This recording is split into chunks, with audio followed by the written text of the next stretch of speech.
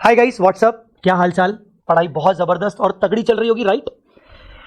FR का पहला paper और पहले पेपर में होना चाहिए बहुत जबरदस्त कॉन्फिडेंस। याद रखना, अगर शुरू के पेपर में आपका तगड़ा कॉन्फिडेंस है, भले आपने पढ़ाई थोड़ी सी कम की है पर कॉन्फिडेंस बहुत जबरदस्त है, तो मैं आपको बता दूं कि आप बहुत अच्छे लेवल पर पूरे एग्जाम्स को अच्छे से क्लियर कर सकते हो। ये मेरा पर्सनल एक्सपीरियंस है, ठीक है ना। सो एफआर का 4 डेज स्टडी प्लानर मैं आपके सामने लेके आया हूं। क्या करना है, ऑफ कोर्स पहला पेपर एफआर का है, बहुत लंबा सिलेबस है और हमेशा हमारी स्ट्रेटजी होती है कि पहले पेपर के लिए हम मिनिमम 3-4 दिन 5 दिन अपने अपने कन्वीनियंस के अकॉर्डिंग पहले से ही निकाल के रख लेते हैं।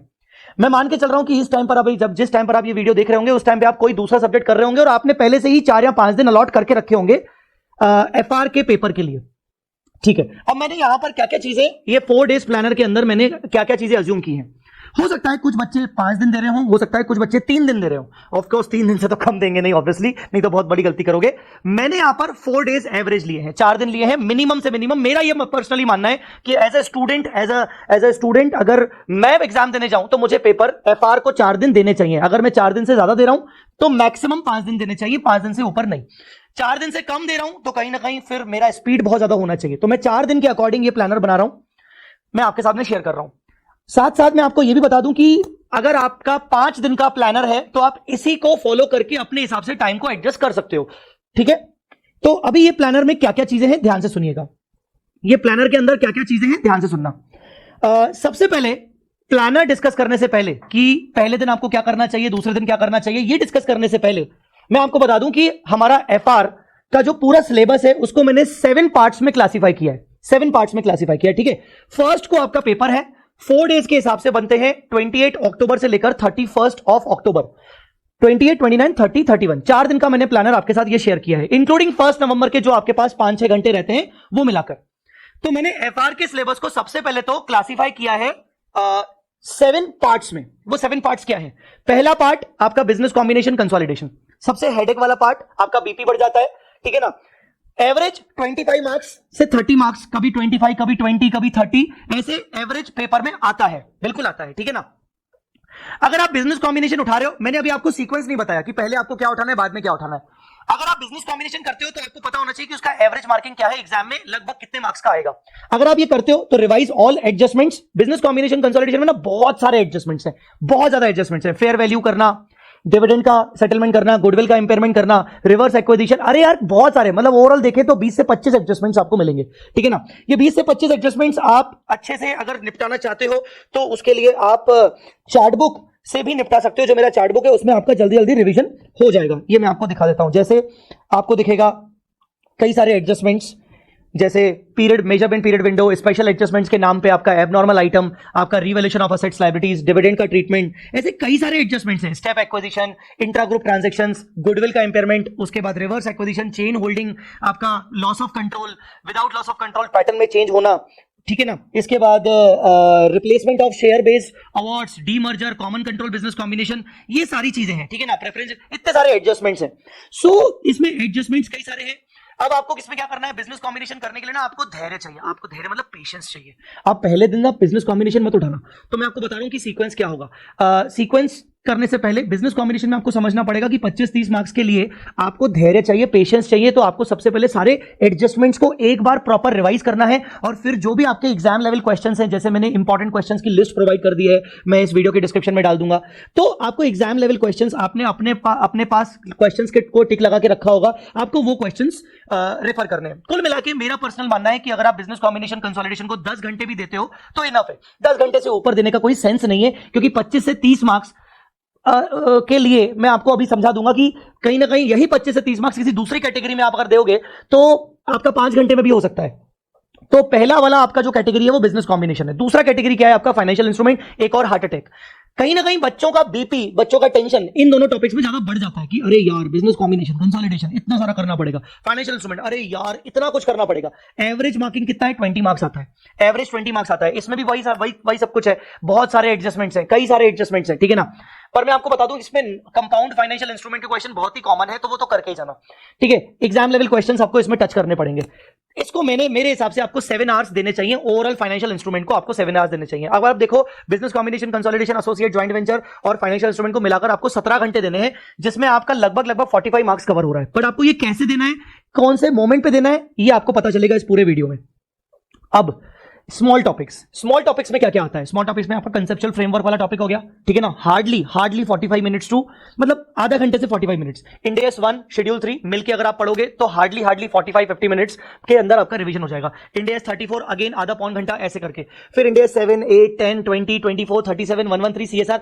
ये इन सभी टॉपिक्स का अगर आप ओवरऑल वेटेज देखोगे ना तो आपका 20 से 25 मार्क्स कवर होता है। और ये आपका हेडेक वाला टॉपिक नहीं है, ये आपका हेडेक वाला टॉपिक नहीं है। Not a time taking topics, revise all the concept properly. अगर आप अच्छा ये ऐसे टॉपिक्स हैं जहां अगर आप 113 को छोड़ दो, सीएसआर को छोड़ दो, तो आपको अगर क्वेश्चंस नहीं भी देख के जाओगे या ऊपर से एक आध क्वेश्चन देख के जाओगे तो भी चलता है।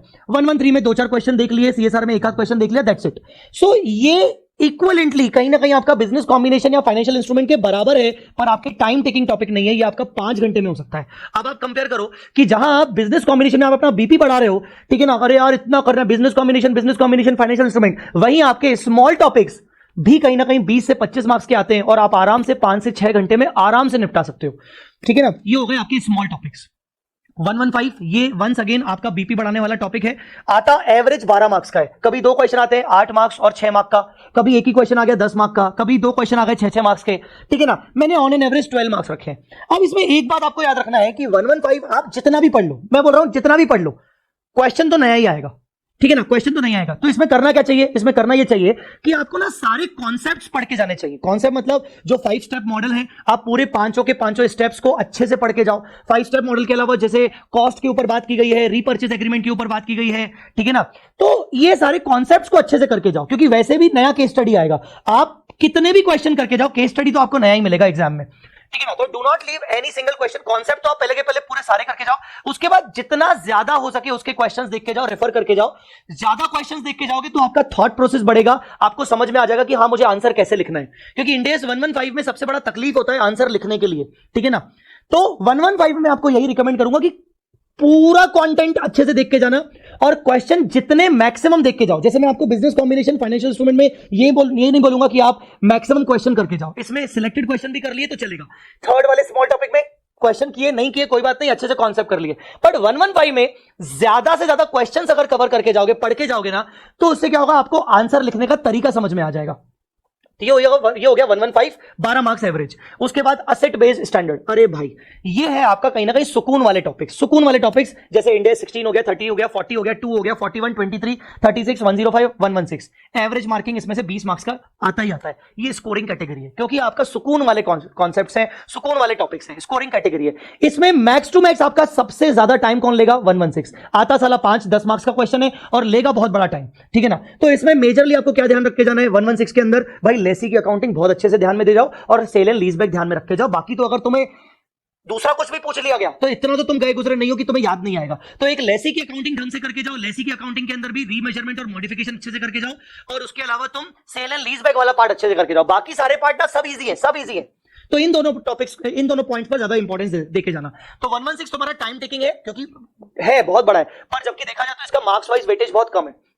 इस बार मुझे ऐसा लगता है कि इंडेस 16, इंडेस 36 और इंडेस 116 इसलिए क्योंकि लीजेस हम जनरली आता ही आता है 16 और 36। मुझे लग रहा है इस कैटेगरी में ये 3 टॉपिक पूछे जाने चाहिए, मुझे ऐसा लगता है। ओवरऑल इस कैटेगरी को कितना दे सकते हैं अपन टाइम, 10 आवर्स। अच्छा, मैंने स्मॉल टॉपिक की कैटेगरी, ये क्या बोलते हैं 115 को मैंने आपको बताना भूल गया कि एग्जाम में तो नया क्वेश्चन ही आएगा।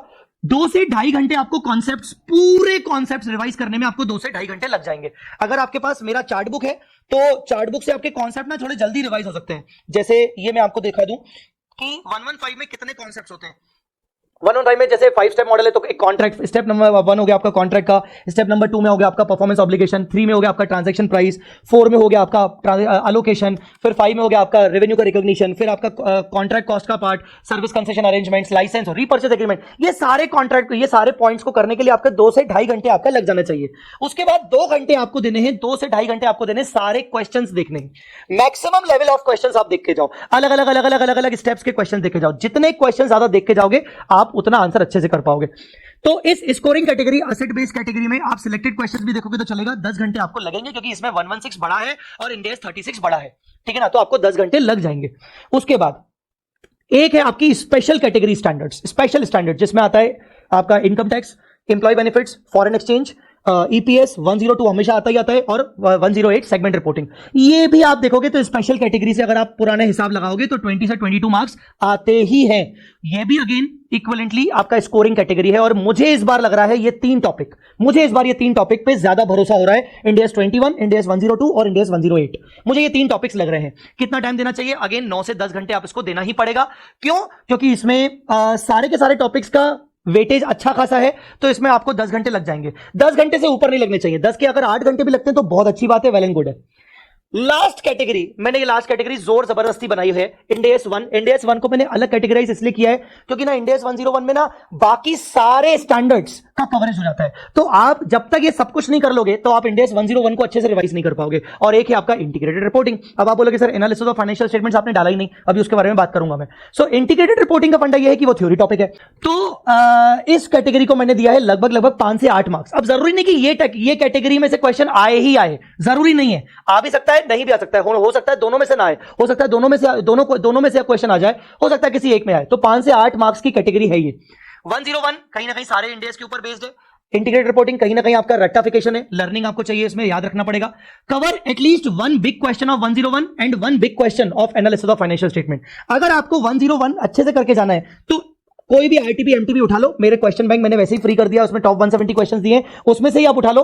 कोई भी एक बिग क्वेश्चन 101 का जरूर करके जाना। पूरा बिग क्वेश्चन मतलब जिसमें मैक्सिमम आपके कॉन्सेप्ट्स कवर हो रहे हो। और एक बिग क्वेश्चन आप एनालिसिस ऑफ फाइनेंशियल स्टेटमेंट्स का करके जाना। कहीं ना कहीं एनालिसिस ऑफ फाइनेंशियल स्टेटमेंट्स का क्वेश्चन भी कहीं ना कहीं 101 के जैसा ही होता है, ठीक है। ओवरऑल आपको इसको देने हैं 4 घंटे। 4 घंटे क्यों सर? 1 घंटा आपका इंटीग्रेटेड रिपोर्टिंग ले लेगा और बाकी 3 घंटे आपका ले लेगा 101। सर 101 को 3 घंटे आप ज्यादा नहीं दे रहे हो? मैं इसलिए ज्यादा दे रहा हूं क्योंकि उसमें आपको 2 क्वेश्चंस अच्छे से देख के जाने हैं। एक एनालिसिस ऑफ फाइनेंशियल स्टेटमेंट्स का क्वेश्चन देख के जाना है और एक 101 का एक अच्छा खासा बड़ा क्वेश्चन जिसमें मैक्सिमम टॉपिक कवर हो रहे हो वो देख के जाना है, जिसमें मैक्सिमम एडजस्टमेंट कवर हो रहे हो। तो इसलिए मैंने ज्यादा टाइम दिया क्योंकि आपको वो क्वेश्चंस भी देखने पड़ेंगे अच्छे से। 101 की कैटेगरी जो है उसमें आपको 2 चीजें इंपॉर्टेंट होती हैं। एक होता है आपके मैंडेटरी एक्सेप्शंस और दूसरे होते हैं ऑप्शनल एग्जम्पशंस। तो ये दोनों पर आपको बहुत ज्यादा ध्यान देके जाना पड़ेगा। तो ये हो गई आपकी कैटेगरी। अब अगर आप ओवरऑल करोगे तो 25 मार्क्स, फिर 20 मार्क्स, फिर 20 मार्क्स, फिर 12 मार्क्स, फिर 20 मार्क्स, फिर 20-25 मार्क्स, 20-22 मार्क्स और फिर आपके 5 से 8 मार्क्स, आपका लगभग 120 मार्क्स का पेपर बनता है। प्लस माइनस हर कैटेगरी में हो सकता है। अब आप इसको मैक्सिमम वेटेज लोगे तो वो तो आपका हो सकता है 130 135 हो जाए, बट ऑन एन एवरेज मैंने ये लिखा है सब मार्क्स। अब ये हो गई आपकी कैटेगरीज। अब आपको कैटेगरी तो समझ में आ गया कि यार किस कैटेगरी में कितना कितना मुझे आवर्स देना चाहिए। आप भी जानते हो कि आपकी सबसे बड़ी हेडेक वाली जो कैटेगरी है वो ये 2 है।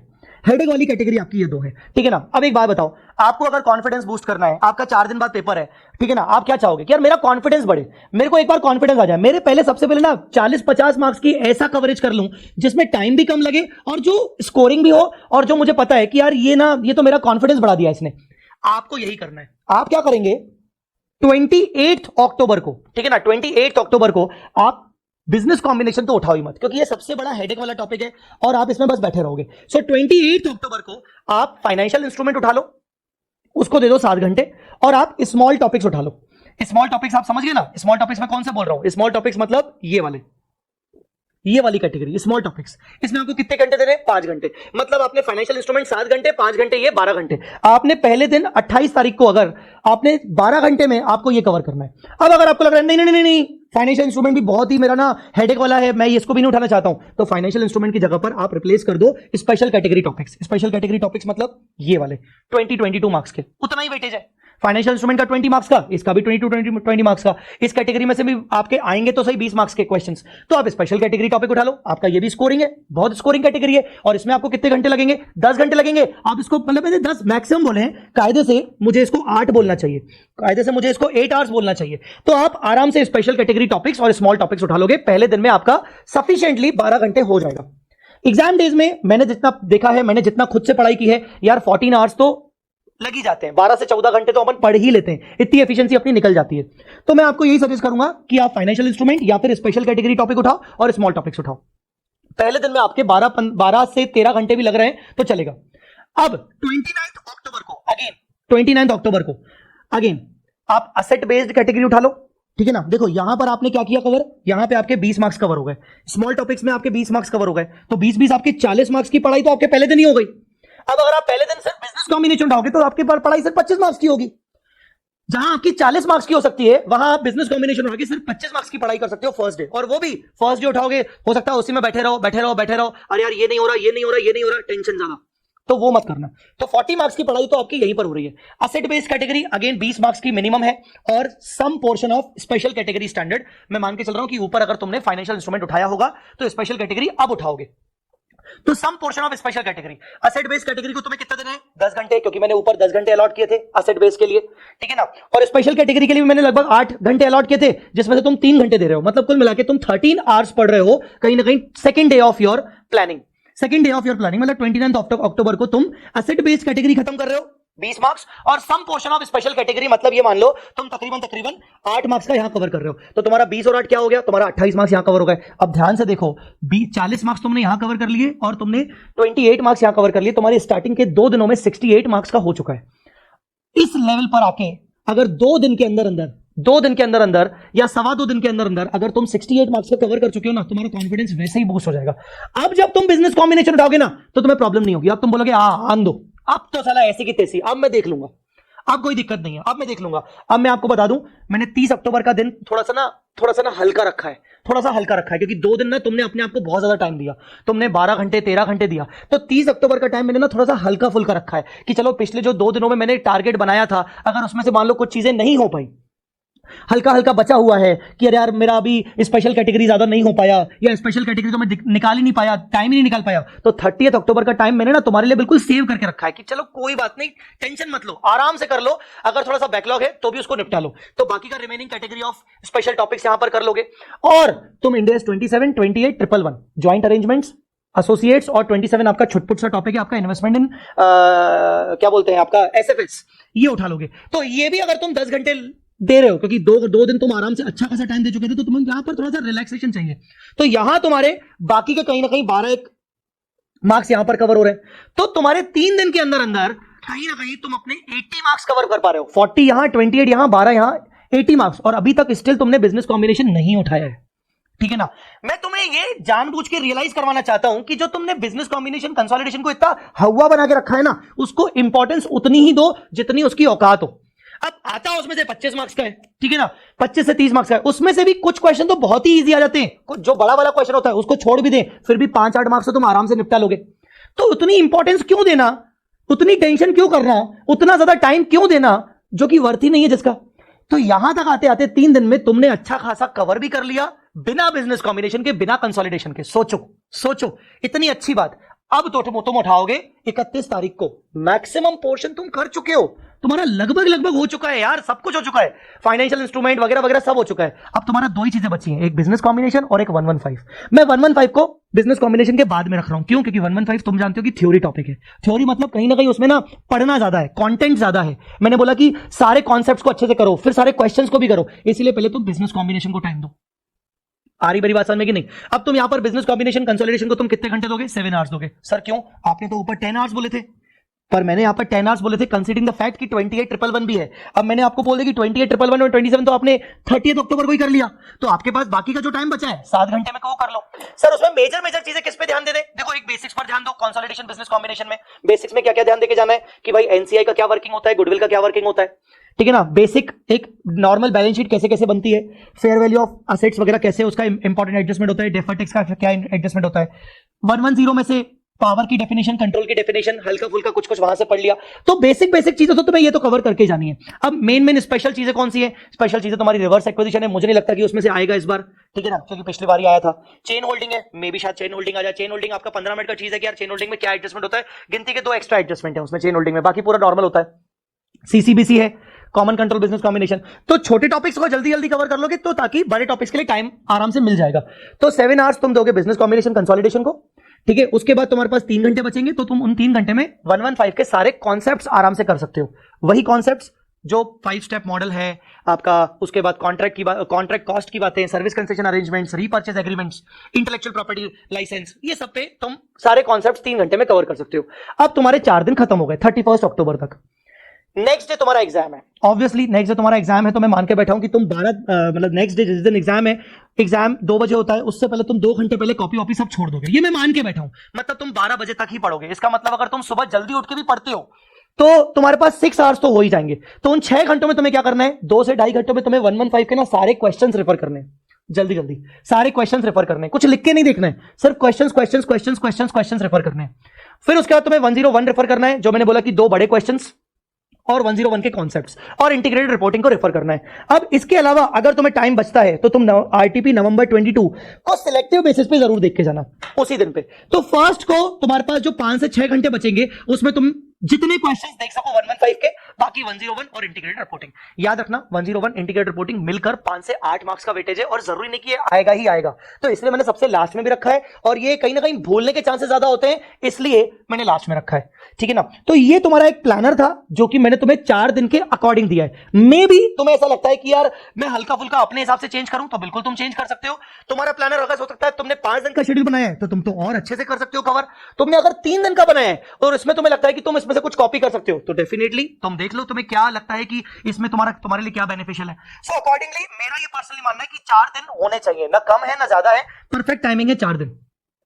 सो आई होप आपको ये प्लानर समझ में आ गया होगा। इसका मैं आपके सामने ये जो फाइल है, पीडीएफ फाइल है, मैं इस वीडियो के डिस्क्रिप्शन में डाल दूंगा। इस वीडियो के डिस्क्रिप्शन में बाकी एक और वीडियो डाल रहा हूं, जिस वीडियो में मैंने ये बताया था कि टॉप 170 क्वेश्चंस आपको कौन से करके जाने चाहिए एग्जाम के लिए, और मैंने उसके अंदर सारी प्लेलिस्ट पीडीएफ एक फाइल डाली थी जिसमें मेरे सारे प्लेलिस्ट हैं कि एग्जाम टाइम में तुम्हें कौन कौन से टॉपिक का रिवीजन करना चाहिए, कैसे कैसे ज्यादा ज्यादा कितना जल्दी तुम्हारा रिवीजन हो सकता है। तो मैं वो पीडीएफ वाला फाइल भी डाल देता हूं, और मैं वो एक वीडियो डाल देता हूं जिस वीडियो के थ्रू तुम्हें समझ में आ जाएगा कि मैंने वो 170 क्वेश्चंस कौन से दिए थे। तो कुल मिला के दैट्स इट। ये प्लानर अगर आपको लगता है कि आपके काम का है तो जरूर कमेंट करके जरूर बताइएगा। चैनल को जरूर सब्सक्राइब करना। फालतू कंटेंट इस YouTube चैनल पे नहीं आएगा, मेरे काम का ही कंटेंट मिलेगा आपको, और ये वीडियो जरूर शेयर करना अपने बाकी दोस्तों के साथ, ठीक है ना। पास अपन सबको होना है, सबको मिलकर होना है, सबकी हेल्प करनी है। और याद रखना एग्जाम के 4-5 दिन पहले जितना ठंडा रहोगे, जितना कूल माइंडेड रहोगे, उतना एग्जाम अच्छा जाएगा। याद एक जरूर रखना कि अब तुम्हें नए कॉन्सेप्ट्स नहीं पढ़ने, अब तुम्हें कुछ नया नहीं पढ़ना है, जितना पढ़ा है उतना कवर करके जाओ, मजे से जाओ, कॉन्फिडेंट होके जाओ। मैं आपको बता रहा हूं कि कॉन्फिडेंस ज्यादा ऊपर रहा और पढ़ाई थोड़ी कम भी रही तो भी तुम आराम से सीए क्लियर कर लोगे, ठीक है। सो पहला पेपर है, पहले पेपर के लिए अपने आप को काम डाउन रखना, जरूर काम डाउन रखना, और 4 दिन मिनिमम निकाल लेना। Thank you so much, all the very best.